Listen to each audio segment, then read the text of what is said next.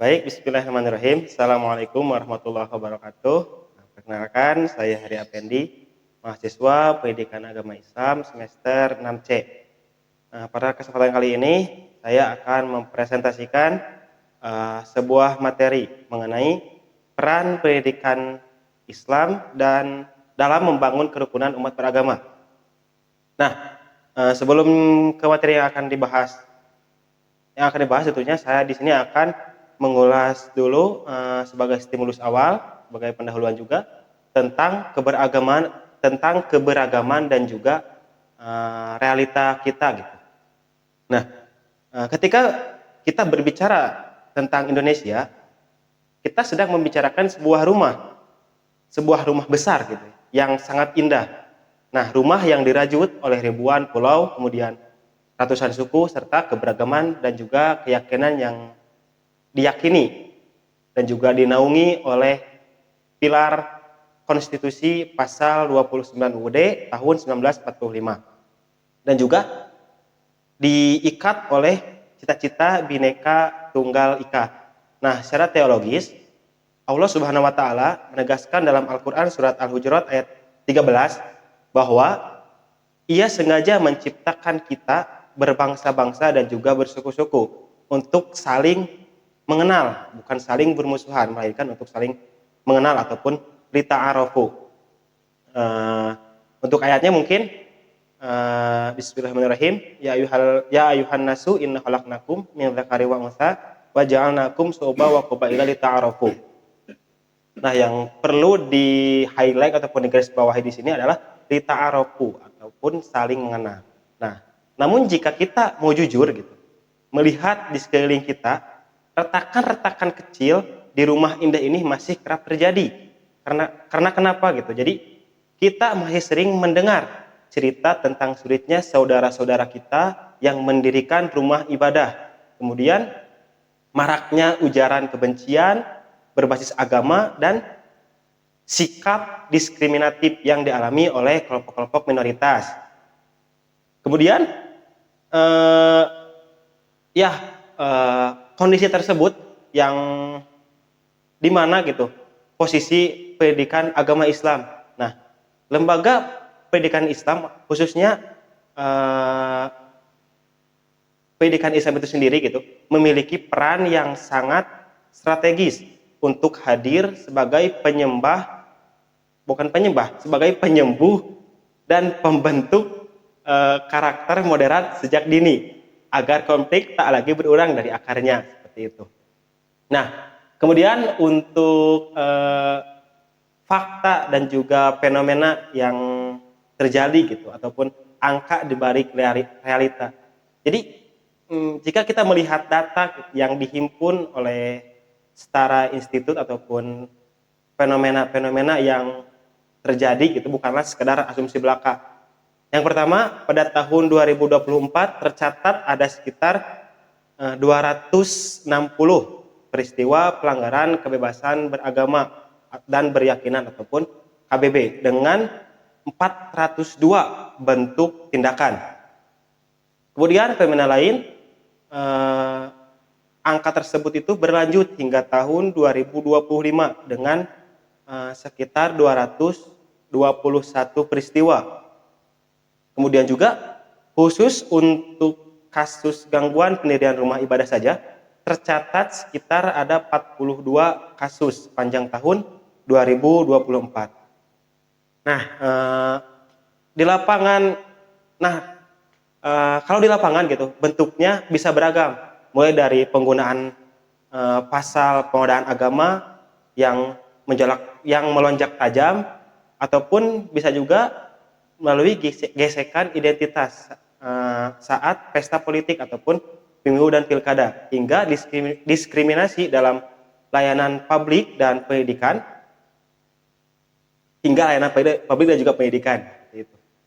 Kemudian angka-angka tersebut menjadi pengingat gitu bagi kita bahwa persatuan bukan sesuatu yang datang otomatis, melainkan harus terus kita rawat.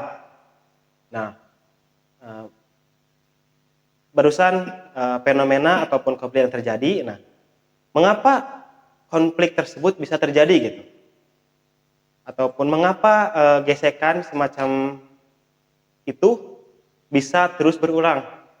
Nah, kalau kita bedah bersama-sama ataupun berdasarkan studi pustaka yang sudah saya baca, jadi kurang lebihnya terdapat 4 gitu akar masalah utama. Yang pertama ada rendahnya literasi keagamaan, kemudian yang kedua ada politisasi identitas, kemudian yang ketiga ada regulasi yang belum memadai, dan yang keempat ada banjir disinformasi di media sosial. Nah, untuk yang pertama, rendahnya literasi keagamaan. Jadi masih ada pemahaman agama yang ditangkap secara tekstual gitu. Secara tekstual dan juga parsial. Jadi ketika seseorang memahami ajaran agama secara sepotong-sepotong, jadi mereka cenderung eksklusif dan juga mudah menyalahkan kelompok lain. Karena tadi minimnya ataupun rendahnya literasi dan keagamaan.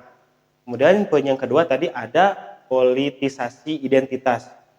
Jadi agama seringkali ditarik ke ranah politik gitu, saat pemilu ataupun pilkada. Isu agama kerap dijadikan sebagai alat mobilisasi massa yang membelah masyarakat gitu. Kemudian contoh yang ketiga ataupun penyebab yang ketiga ada regulasi yang belum memadai, seperti aturan di lapangan yang tercatat dalam PBM nomor 8 dan juga 9 tahun 2006 terkait pendirian rumah ibadah yang kerap belum efektif mencegah gesekan di tingkat akar rumput gitu, di tingkat bawahnya. Jadi masih sekali banyak terjadi pelanggaran-pelanggaran ataupun pencegahan terkait pendirian rumah tempat ibadah ini. Nah, yang keempat ataupun yang terakhir, kenapa fenomena tersebut bisa terjadi? Penyebabnya adalah banjir disinformasi di media sosial. Jadi di era digital ini gitu, hoax dan ujaran kebencian menyebar jauh lebih cepat daripada verifikasi ataupun tabayun. Masyarakat dengan mudahnya terprovokasi tanpa sempat mengecek kebenarannya. Seperti itu. Kemudian tadi ada fenomena, kemudian ada penyebab, dan sekarang lanjut kepada dampak. Ketika modal sosial mulai mengikis gitu. Bila konflik-konflik ini dibiarkan tanpa penanganan yang serius, dampaknya akan menjangkau sangat jauh gitu. Yang pertama, bisa terjadinya disintegrasi sosial ataupun rasa persaudaraan kemanusiaan ataupun uhwah basyariah di tingkat akar rumput akan melemah gitu. Kemudian poin yang selanjutnya trauma psikologis. Jadi saudara-saudara kita dari kelompok minoritas merasa tidak nyaman, terisolasi, dan juga kehilangan rasa percaya diri. Kemudian poin selanjutnya terhambatnya pendidikan inklusif. Jadi anak-anak kita gitu khususnya tumbuh di lingkungan masyarakat yang kaku dan tidak terbiasa dengan perbedaan. Kemudian untuk dampak lainnya yang mungkin bisa terjadi adalah wajah agama bisa tercederai. Kenapa saya katakan begitu? Jadi yang paling menyedihkan, konflik yang berbalut simbol agama akan mencoreng citra Islam yang seharusnya menjadi rahmatan lil alamin, menjadi pembawa rahmat bagi semesta alam. Nah, setelah tadi penyebab, fenomena, dan juga dampak, dan terakhir mungkin ada solusi gitu, solusi multi perspektif ataupun untuk langkah nyata dalam mengatasi fenomena dalam pembahasan kali ini. Nah, yang pertama landasan Al-Quran dan juga hadis. Jadi kita perlu mengembalikan pemahaman agama ke pondasi aslinya gitu, melalui Al-Quran dan juga hadis. Nah, sebagai contoh terdapat dalam Quran surat Al-Kafirun ayat 6 yang dengan tegas mengajarkan gitu, bahwa bagimu agamamu dan bagiku agamaku, ataupun sebuah bentuk penghormatan gitu, batas keyakinan tanpa harus mengorbankan akidah. Dan sejarah juga mencatat bagaimana Rasulullah SAW membangun Piagam Madinah untuk menata masyarakat majemuk, serta beliau juga bersabda dalam sebuah hadis yang diriwayatkan oleh Abu Dawud bahwa siapapun yang menyakiti non muslim gitu, ataupun menyakiti seseorang yang berbeda agama dengan kita, yang terikat perjanjian damai atau mu'ahad, maka Rasul sendiri yang akan menjadi musuhnya di hari kiamat. Kemudian yang kedua, solusi pendidikan secara moderat. Jadi pendidikan Islam ini harus bergerak aktif dengan menginternalisasikan nilai wasatoniyah ataupun moderat, adil, dan juga seimbang ke dalam kurikulum. Nah, jadi guru PAI tidak hanya menjadi seorang pengajar, tetapi juga harus bisa menjadi contoh ataupun uswah hasanah yang barusan sudah dijelaskan juga dalam bersikap toleransi tersebut. Jadi kita juga bisa mendorong kegiatan kokurikuler ataupun kokurikuler lintas agama seperti dialog antar pelajar ataupun kunjungan silaturahmi, agar siswa tersebut saling mengenal secara tidak langsung tanpa adanya diskriminasi ataupun pembatasan dikarenakan perbedaan background agamanya gitu. Kemudian yang ketiga ada psikologi pendidikan. Nah, jadi jadi penanaman empati sejak dini gitu. Jadi harus bisa, anak-anak itu jadi perlu dilatih untuk memiliki empati dan juga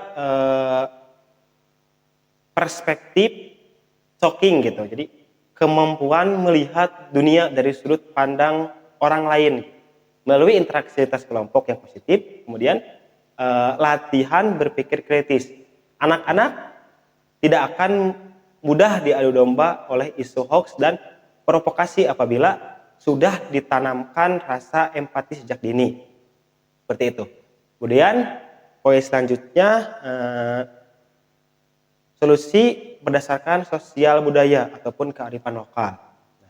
Kita memiliki modal sosial yang sangat luar biasa sekali, gotong royong, musyawarah, dan juga kearifan-kearifan lokal yang ada di setiap daerah.